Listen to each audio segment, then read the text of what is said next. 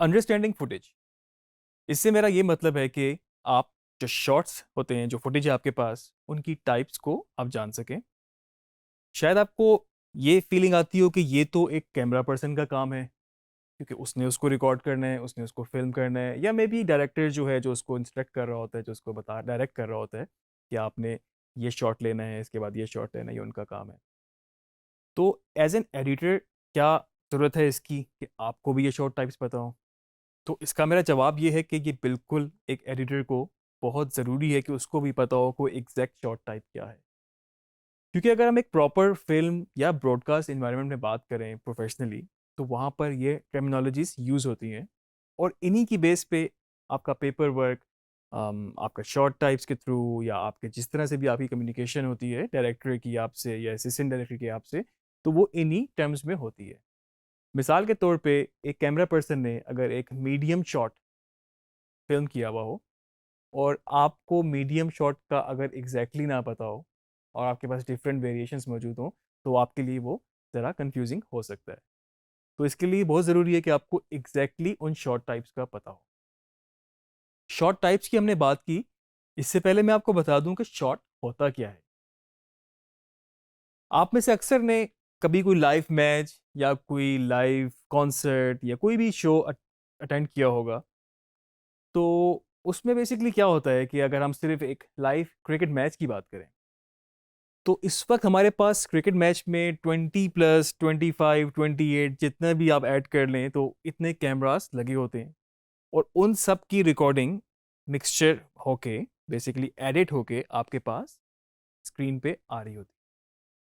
लेकिन अगर आप उसको लाइव देख रहे हैं, तो आप तो एक जगह पे बैठे हैं, आपका एक पॉइंट ऑफ व्यू है, आपका एक ही फ्रेम है जिसमें आपको वो नज़र आ रहा है।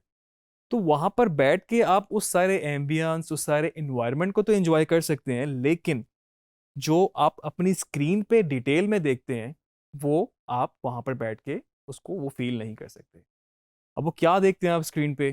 तो आपके पास क्या होता है, उस सेम जगह पे जहां पर आप मैच देख रहे हैं, डिफरेंट पोजीशंस पर डिफरेंट कैमरास हैं, उनके कैमरा ऑपरेटर्स हैं, और वो हर कैमरा एक डिफरेंट शॉट टाइप आपको दे रहा है।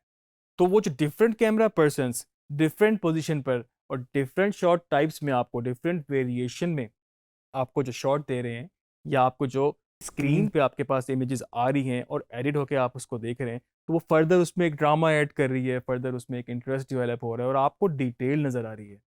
आपको लॉन्ग शॉट में, चलें लॉन्ग शॉट तो एक जरा टेक्निकल टर्म है, मैं आपको कहूँ, आपका वाइड शॉट कह लें हम इसको फिलहाल अभी तक, कि वाइड शॉट में आपके पास सारा इस वक्त आपको नज़र आ रहा है। क्लोजअप में आपको डिटेल नज़र आ रही है, और अब तो इतनी इंफॉर्मेशन ऐड होती जा रही है कि आपको एक्सट्रीम क्लोजअप, आपको एक्सप्रेशन, आपको ओवर द शोल्डर, आपको हर तरह के शॉट टाइप्स आपको लाइव इवेंट में देखने को अपनी स्क्रीन पे मिलते हैं। तो हम बात कर रहे थे कि शॉट क्या है। तो ये जो कैमरा पर्सन्स आपको डिफरेंट लोकेशंस पे जाके जो इमेजेस, जो फ्रेम बना रहे होते हैं, इनको हम कहते हैं शॉट। और ये डिफरेंट शॉट एडिट होके आपको फाइनल फॉर्म में अपनी स्क्रीन पे नजर आते हैं। तो ये जो शॉट्स होते हैं, ये कितने टाइप्स के होते हैं, इनकी क्या क्या वेरिएशन होती है, इस पे हम नजर डालते हैं। मेजरली हम इनको दो पार्ट्स में डिवाइड कर सकते हैं। एक तो हमारे पास बेसिक शॉट्स, और दूसरा हमारे पास कॉम्प्लेक्स शॉट। बेसिक शॉट में आपके पास long shot, medium shot, close up, over the shoulder, two shot, इस तरह के शॉट्स इन्वॉल्व हैं। ये ज़्यादातर स्टैटिक शॉट्स हैं, इनमें मूवमेंट नहीं है, इनमें आपके कैमरे की या आपकी फोकल लेंथ की मूवमेंट नहीं है। और जो कॉम्प्लेक्स शॉट है, उसमें आपकी मूवमेंट इन्वॉल्व है। वो कैमरे की मूवमेंट हो सकती है, वो लेंस की मूवमेंट हो सकती है, वो सब्जेक्ट की मूवमेंट हो सकती है, या इन सब के कम्बिनेशन से भी जाके वो चीज़ बन सकती है। आइए हम एक नज़र डालते हैं बेसिक शॉट्स पे।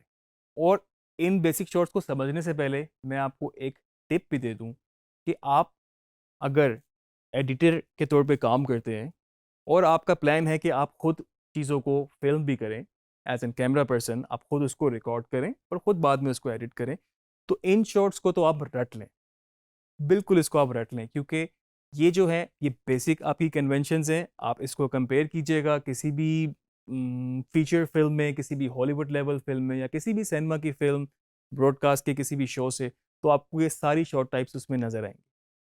और इसमें आपको एक फ़ायदा ये भी हो सकता है कि कभी आप अगर शूट करने जाएं और आपका स्टोरी बोर्ड उस तरह से प्लान नहीं है, मे बी आप कोई डॉक्यूमेंट्री शूट कर रहे हैं, तो आप अपने सब्जेक्ट को, अपने कैरेक्टर्स को इन डिफरेंट वेरिएशंस में शूट कर सकते हैं। और इसके बाद फिर आप उसको, आपके पास एडिट में पॉसिबिलिटीज बढ़ जाती हैं, आपके पास ऑप्शन ज़्यादा, आपके पास चॉइसेस ज़्यादा हो जाती हैं। तो ये जो बेसिक शॉट्स हैं ये क्या हैं? सबसे पहले हम बात करते हैं लॉन्ग शॉट। और लॉन्ग शॉट में हमारे पास फर्दर जो इसकी वेरिएशन है वो है एक्सट्रीम लॉन्ग शॉट, वो है हमारे पास वेरी लॉन्ग शॉट, और हमारे पास long shot. Extreme long shot में अगर आप देखें तो इस वक्त जो है आपके पास एक बहुत ही वाइड फ्रेम है। आपके पास आपका सब्जेक्ट, जो आपका कैरेक्टर है, वो भी आपको नजर आ रहा है, और जो उसके इर्द गिर्द इन्वायरमेंट है वो भी आपको काफी ज्यादा नजर आ रहा है। बहुत ज्यादा डिटेल इसमें आपको नजर नहीं आएगी क्योंकि ये बहुत वाइड शॉट है। उसके बाद जो वेरी लॉन्ग शॉट है वो इसका थोड़ा सा टाइटर वर्जन, आपका जो कैमरा है वो थोड़ा सा और जूम इन हो गया है। इसमें आपका सब्जेक्ट आपको पूरा नजर आ रहा है, आपका इन्वायरमेंट भी आपको नजर आ रहा है, लेकिन as compared to extreme long shot ये थोड़ा सा जूम इन ज्यादा हुआ। अगर हम सिंपल लॉन्ग शॉट की बात करें तो इसमें जो आपका सब्जेक्ट है वो आपको सर से लेके पांव तक पूरा नजर आ रहा है, और थोड़ा सा हेडरूम, एक डिसेंट हेडरूम है सर के ऊपर भी और थोड़ा सा पांव के नीचे भी। तो आपको एक पूरा सब्जेक्ट अपना नजर आ रहा है। इसके बाद अगर हम बात करें मीडियम शॉट की, तो मीडियम शॉट में भी आपके पास मीडियम लॉन्ग शॉट है, आपके पास एक मीडियम शॉट है, और आपके पास एक मीडियम क्लोजअप है। अगर हम मीडियम लॉन्ग शॉट की बात करें तो इस वक्त जो हमारा सब्जेक्ट है, हमें थोड़ा सा एक डिसेंट हेडरूम है, उसके सर के ऊपर थोड़ी स्पेस है, और नीचे घुटनों तक वो उसका शॉट है। थोड़ा सा इन्वायरमेंट भी विजिबल है कि वो किस जगह पर है, और मेजर इसका जो पॉइंट है वो ये है कि वो सर से लेके घुटनों तक आपको अपना सब्जेक्ट नजर आ रहा है। इसके बाद जो सिंपल मीडियम शॉट है उसमें आपको सर से लेके वेस्ट तक, जो आपकी वेस्ट लाइन है, यहां तक आपको अपना सब्जेक्ट नजर आ रहा है। मीडियम क्लोजअप थोड़ा सा इससे ज्यादा और जूम है, और वेस्ट लाइन से थोड़ा सा ऊपर होके आपके पास आपका सब्जेक्ट जो है आपको सर से लेके चेस्ट के थोड़ा नीचे तक नजर आ रहा है। अब हम बात करते हैं क्लोजअप की। क्लोजअप में आपके पास simple close up, big close up, extreme close up जैसी ऑप्शन मौजूद है।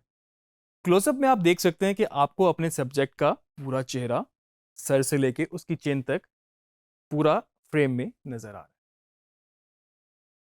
उसके बाद अगर हम बात करें बिग क्लोजअप की, तो आप देखें कैमरा आपका और जूम इन हो गया है, टाइट हो गया है, और उसका सर जो है फोरहेड तक कट चुका है, और चिन उसकी पूरी है उस फ्रेम में।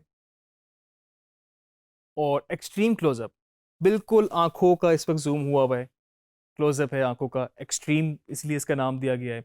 तो ये आंखें भी हो सकती हैं, ये आपकी होंठ भी हो सकते हैं, मे बी नाक हो सकती है, कान हो सकती है, स्पेसिफिक एक जगह को ही फुल एक्सट्रीम हद तक जूम किया हुआ है। हर शॉट का अपना अपना पर्पस है। अब एक्सट्रीम क्लोजअप में आपको अक्सर कभी इंटेंसिटी दिखानी हो, कभी आपने कोई आंखों से, किसी ने कोई फिल्म में दिखाया कि उसने इशारा किया है, तो मे बी एक्सट्रीम क्लोजअप का शॉट था, या किसी के एक्सप्रेशन, इमोशंस, कोई गुस्सा आ गया है तो आपने आंखों का क्लोजअप उसको दिखा दिया। किसी ने कोई विस्पर किया तो मे बी उसका एक्सट्रीम क्लोजअप है होंठ का, कोई बात सुनाई दी, कान का एक एक्सट्रीम क्लोजअप है।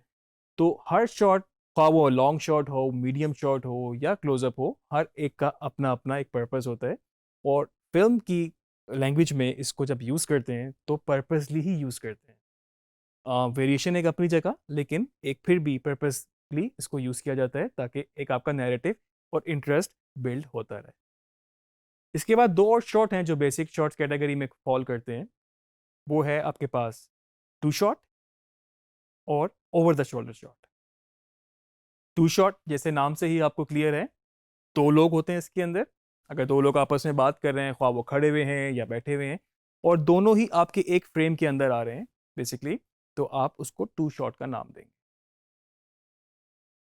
ओवर द शोल्डर शॉट में आपके पास शोल्डर के पीछे कैमरा रखा होता है, और आपका जो सब्जेक्ट है, जो आपका करेक्टर है, दो लोग मतलब अगर आपस में बात कर रहे हैं तो आपको एक का चेहरा नजर आ रहा है, और दूसरे का आपको शोल्डर नज़र आ रहा है, यानी कि थोड़ा सा उसकी बैक साइड और शोल्डर नज़र आ रहा है। और इस तरह से जब आपको सेकंड बंदे का फिल्म करना होता है तो आप अपनी उसी कैमरे को शिफ्ट करते हैं और आप फिर दूसरे के शोल्डर और दूसरा सब्जेक्ट आपको नज़र आना शुरू हो। ये नॉर्मली आपको दो लोगों की कन्वर्जेशन में ही नज़र आएगा और इससे आपको जस्टिफाई भी हो जाता है कि किससे बात हो रही है, किस एंगल से बात हो रही है और आई लाइन किस तरफ है। और फिल्म मेकिंग में इसका खासा इस्तेमाल किया जाता है।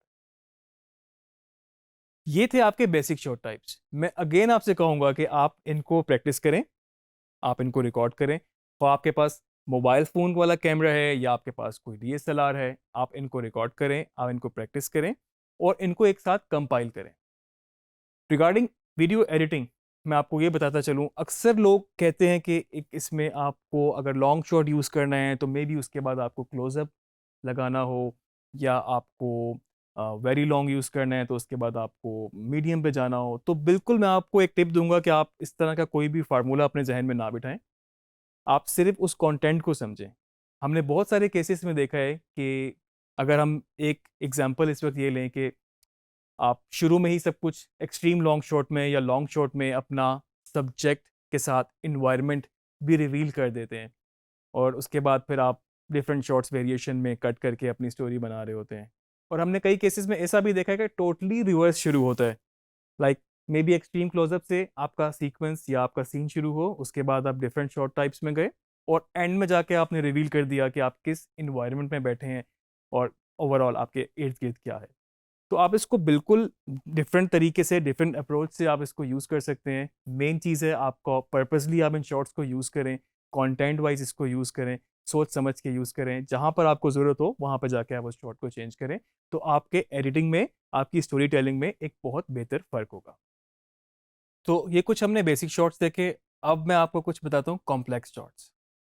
नाम ही कॉम्प्लेक्स है तो थोड़ा सा आप समझ सकते हैं कि ये इसको फिल्म करना भी थोड़ा सा ज़रा कॉम्प्लेक्स हो सकता है और मे बी इनको यूज़ करना, अपने एडिट के अंदर फिट इन करना भी थोड़ा सा टेक्निकल हो सकता है। आपको कुछ चीज़ों का ख्याल इसमें रखना पड़ेगा।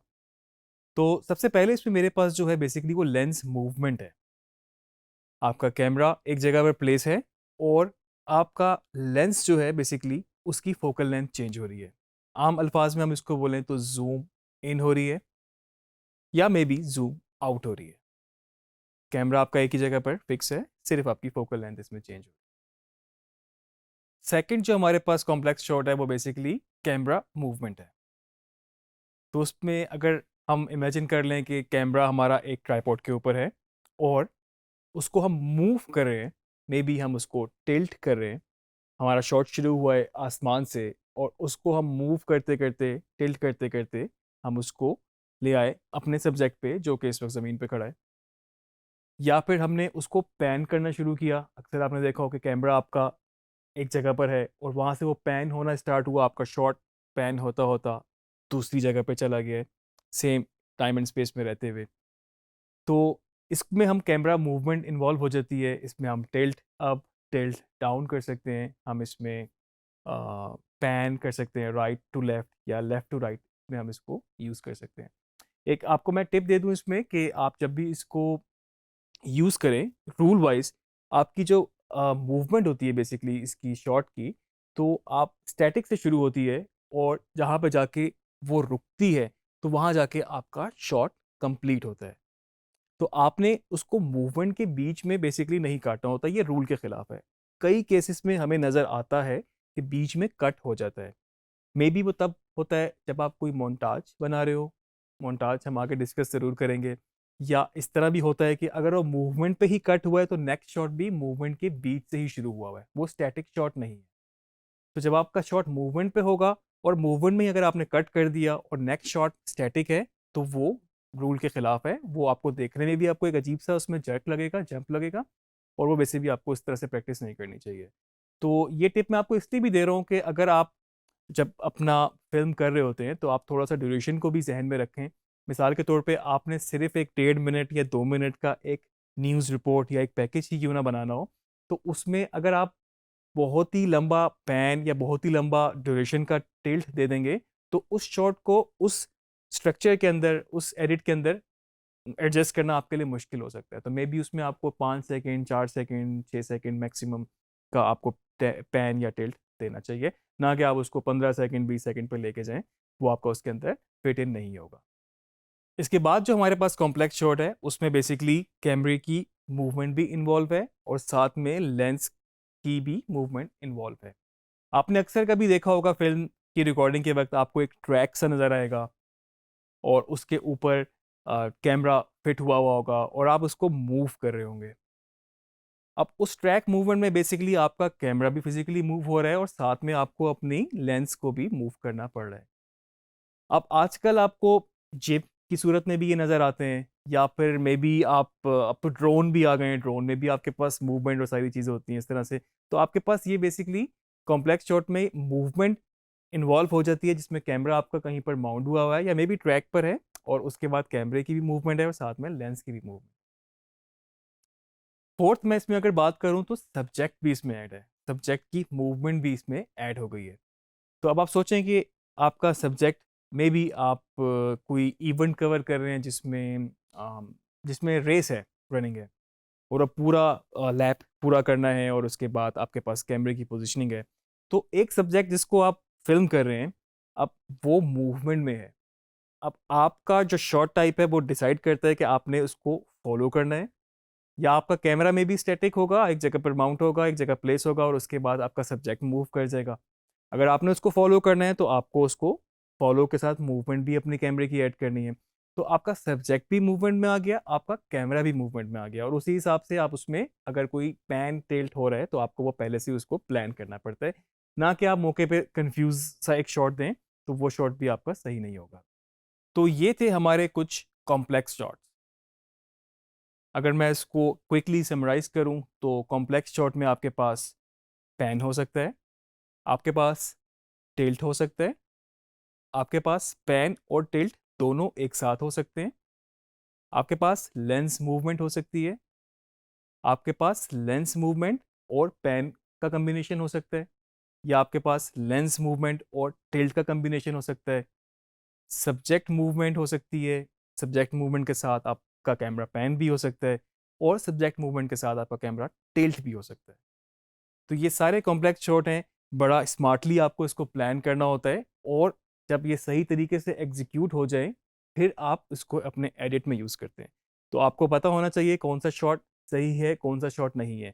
अगर एक पैन पूरा नहीं हो सका, मे बी एक सब्जेक्ट को वो फॉलो कर रहा है और सब्जेक्ट आपका फ्रेम से पहले या बाद में आउट हो गया है, तो आपको पता चल जाएगा कि ये शॉट सही नहीं है। मे बी उसके बाद आपके कैमरा पर्सन ने एक और वेरिएशन शूट की हो, तो आपको इसलिए अपनी फुटेज को प्रीव्यू करना भी ज़रूरी होता है। तो ये कॉम्प्लेक्स शॉट्स जो थे बेसिकली आपको आपके एडिट में कंबाइन होते हैं बेसिक शॉट्स के साथ, तो तब जाके आपका एक सारी स्टोरी बनती है।